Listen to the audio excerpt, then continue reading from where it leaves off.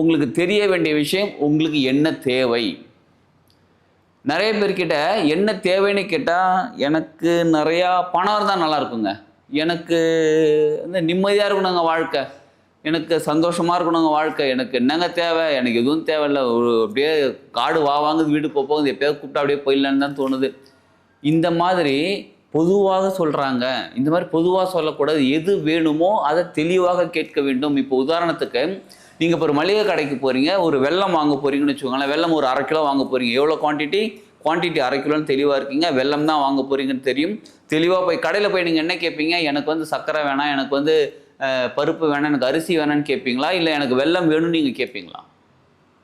எனக்கு வெல்லம், இந்த வெல்லம், கருப்பு மண்டை வெல்லம், உருண்டை வெல்லம் ஏதோ ஒன்று சொல்லிவிட்டு எனக்கு 1/2 கிலோ கொடுங்கன்னு தெளிவாக கேட்பீங்களா? இப்போ கடையில் போய் நம்ம வாங்கக்கூடிய ஒரு பொருளுக்கு இருக்கக்கூடிய தெளிவு நம்ம வாழ்க்கையில் நமக்கு என்ன வேணுன்றதுக்கு இருக்கான்னு கேட்டால் பலருக்கு அது இருக்க மாட்டேங்குது.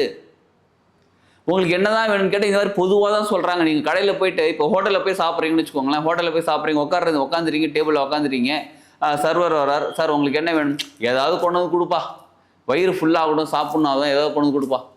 என்ன கொண்டு வந்து கொடுப்பாரு?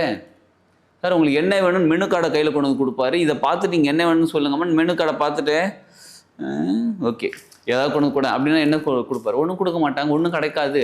அப்போ நமக்கு எனக்கு சாப்பாடு கொடுன்னு கேட்கலாம், சரிங்களா? எனக்கு சாப்பாடு கொடுப்பா. சாப்பிட்றதுக்கு என்ன வேணும்?